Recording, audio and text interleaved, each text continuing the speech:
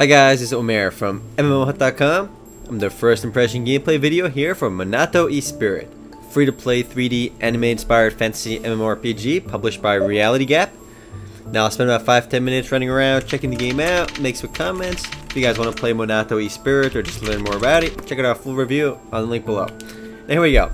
Right off the bat, I like the loading screen over here. It's very brightly colored and really very sleek. So let's go ahead and log in. Hopefully I got my password right. Yep. There's one server right now. It is called Gaudium, however you say it. So let's go ahead and log in over here. So any game with only one server is usually one that's not too popular. So that's bad vibes right off the start. There's one channel over here. We can go ahead and click that and click Create Character. I do like the art style though. So the game has a very generic anime-inspired art style, but I like the visuals. The art style is done in a very sleek way. So right off the bat, we see Horoscope and Spring. One of these. Let's see what these are in a second. First, I'm a young boy over here. That means I can be a young girl as well. So I'm gonna stick with this lolly for now. And let's see our horoscopes. So yeah, you can choose your own horoscope, and let's see what these actually do though. 3, 6, 9, yeah, there's 12 of these for each month. So let's go ahead and pick, oh, they give you bonuses, which is nice. So depending on which horoscope you pick, you can actually get a bonus to one of your various stats or something else in the game. Because it's a physical defense increase. But let's be a mage this time and see what helps mages. Magical offense, that's points. Magical offense, there we go. So we're going to pick Imagination is my delight. So we're going with Pisces over here. And there's season as well. Let's see what these do.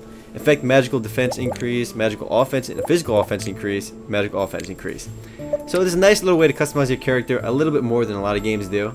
I mean, I like the fact that they did this because so few games offer like this level of customization. And it doesn't really change the game a lot, I'm sure, probably very small changes. But these little things add up and, make your character unique. So let's choose our customization or hair options. Alright, we're going with the Princess Leia style hairstyle. Can't go wrong with that. Hair color silver. This is not silver. This is more of a turquoise teal color, but let's see what the other ones look like. So you have a decent amount of customization options, though nothing too special. Nothing like Perfect World, at least. We're going with the clever eyes. And we got black clever eyes. You can even random if you want. I'm going to name myself Remote. Let's go ahead and log in. Alright guys, let's go ahead and log in over here. Our channel and click connect. Now the music in the game, right in the login screen, actually reminds me a little bit of Persona 4, if you guys have heard of that for the PlayStation 2. I'm not sure why it reminded me of that. The music was very similar though. At least one of the soundtracks in that game. It's a single player RPG. So we can see our loading screen over here, loading now. We got some lolly angel chick. Alright, we got into the game now. So, the graphics right off the bat aren't too great. They actually remind me a little bit of a chibi version of Ragnarok, or maybe a little bit like Rose Online even. Maybe even Final Fantasy 9, I don't know. Let's talk to Max. He's the first NPC in front of us. What do you think you're doing around here? Quest? So we get introduction quest over here. I don't know, Matt, you there? Show me your identity papers. Remote, what? I don't have any papers. I don't know why it's showing this red-haired chick, because I'm a blue-haired lolly, so I don't know why she's over here. But there's some dialogue between the NPCs you can have. Oh, very funny. Welcome to Isildia. I'm Max, public security. Pleased to meet you. Nice sunglasses, by the way. So the dialogue in the game is actually well translated. There's no grammatical issues over here, which comes as a surprise to me because after playing so many free-to-play fantasy MMORPGs and just free-to-play games in general, there are just so many obvious grammar mistakes and English in these games that seeing one game that has decent translations is always impressive. So let's just skip past all this nonsense. Except, so he just basically introduced to me like where the NPCs are in the game. Click complete, get the free stuff. Alright, let's get out of there. Let's pull up our map right now. I'm already level 5. If you guys do the tutorial, you start at level 1. You're a novice to level 5, and at level 5 we can pick our first job. Let's go ahead and talk to this NPC over here that's marked with the exclamation mark. At level 5 I can choose my first job. So let's talk to Zoe, or Zoe. Alright, quest. Choose your class. Congratulations, you reached level 5. How does she know I'm level 5? There you go. Appropriate question. How do you know? It's my job to know these things, alright? Really? Wow. I can tell that you're going to need some help. Nah. Alright, let's just click next, next, next, next. And again, I am impressed by the game's translations. The dialogue is actually pretty good. So we can see our class in the game. Alright, we got Harangs, Templars, Mages, and Clerics. So let's go over here and complete our quest. And let's get our job change over here. Alright, complete. I want to be a mage this time around, so let's go with that. Spellcaster, blah blah blah, skip all the dialogue. Skip this nonsense. Alright, talk to him one more time. I think we're good to go after that. Major cleric complete. I mean, I'm going through more dialogue options than I need to, but it's not a big deal. Complete this as well. I got a recommendation letter. Alright, finally we can do this now. Exit. Exit, exit, exit. So we gotta go down over here, it said. East gate, near the east gate.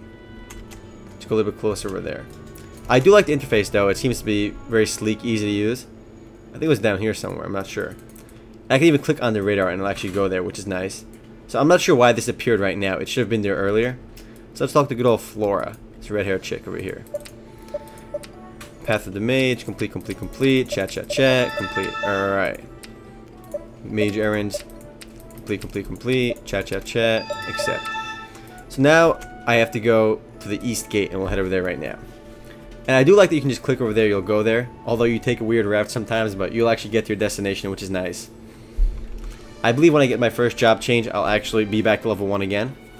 But until level 5, you are a novice. I recommend you guys actually skip the tutorial because it's really long and it's really basic. You just learn to, how to move in the game. It's point and click style gameplay. I click over here to go. Alright, we're outside town now. The one main thing about this game that I really want to point out is that it's unique. Its economy is very unique. Because when you kill monsters in the game, which I'll show you guys right now. I gotta equip my stuff. I didn't do that yet. Hit B to open your inventory. Should be I though. Let's B. Equip the stuff. Bring out my skills, which is always K. Skills is always K in these games. I start with 3 skills over here. Let's go beat on this guy over here, this cabbage head. So it's a cute monster. Target is out of range. Let's beat on him. Let's kill him. Now the monsters in the game actually don't drop any virtual money in the game, no currency. So the game has absolutely no currency. And in fact, in town, there are no NPC shopkeepers as well. So you can't actually buy anything in town from NPCs. And instead, you have to craft items on your own. So everything in the game, every item you acquire in the game is either dropped by an NPC or crafted or traded by other players. So you can't go to an NPC and stock up on potions, you gotta make them yourself. So we see one player over here. I'm not sure why their name is in obscure letters. Probably is not from North America. The game is global though. So that's really unique. And it actually reminds me a little bit of... Let's say thanks. You know what? Gotta give thanks. I got a lot of buffs from this person. Wow. And the buffs last 14 minutes. So that's good for me to grind. So everything you get in the game you have to craft on your own. I just did a lot of damage. Holy crap, those buffs are awesome. Let me try that again. Can I just punch him? Oh, that's 38 damage. Let me try my spell again. My spell critted or something. I hit for 1,000 over there. But the monsters, yeah, they don't drop any money. And it reminds me of Luminary, Rise of the Goons do, if you've played that. It's also another game with a strong emphasis on player interaction and player-made economy. That's really the main selling point of the game, and it really differentiates from other games. Otherwise, combat is pretty straightforward, a little bit slow. Actually, flicks again. I keep getting rebuffed. And I don't think I hit for 1,000, I think that person hit for 1,000. I was just in the area. So it's good to see another player over here, but unfortunately, that's the only other player I've seen. The rest of the place has been empty. Even Town had not one other player in there. Just this one guy. Whoever he was, he's awesome.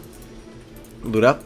Now, I don't think I can level up because I'm already level 5 and I have to complete my quest. So let's go to Kana's Flower Garden as I was supposed to do. Yeah, I'm 100% XP, but I'm not leveled up because I have to change my job right now. The game has instance dungeons as well. They're a bit repetitive though. I saw them in the tutorial earlier. I didn't record the tutorial because it just takes a while. They're repetitive and dull, mostly empty. And in fact, the game does have one currency. I didn't mention it because it's a cash shop currency called Metatix currency. You can see over here. Now the currency is used for unlocking some of the premium content in the game. Some of the dungeons you actually can't go into without paying with the Metatix. And some quests you just can't even accept without using the Metatix currency. Luckily though, most of the stuff is available for free, you can enjoy. Although the fact that so few players actually play the game is one major reason not to play the game. Although I do like the fact that the game is different, in at least economy wise, even if it's the same gameplay. Very cookie cutter MMORPG gameplay, especially with point and click. You can't use WSAD to move, which would have been nice. So that's a little bit dull. Let's loot this guy over here, dark crystal piece. And I do like that the player-made economy, all the monsters drop actually usable items. Like, I hate when a lot of MMORPGs where monsters just drop vendor loot that serve no purpose but vendoring. It doesn't make any sense. So at least you get to interact with other players. I feel that whole experience though is a little bit lacking here, only because so few people play the game. Had more people played the game though, it would have been a lot more fun, but that's not the case. I can heal myself, which is nice, but I have no mana. Let's pull up our mana potions. Oh, I got one? Yeah, I got some of this yellow liquid. Drink that stuff. Awesome, more gear for me. The fact that some of the premium content is restricted isn't even a big deal. I mean, the publisher has to make money somewhere. Kill some more stuff over here. Although I should be zoning out to the flower garden. Another complaint with the game, though, is there just isn't a lot of content. And I actually feel pretty bad for the publisher. I mean, Reality Gap, they're a new company and all, and they only have 2 games, Battle Swarm and Monato Esprit now. And both are very unpopular. Nobody plays either one. Anyway, guys, if you guys want to play Monato Esprit or just learn more about it, check it out full review on the link below. Later, guys.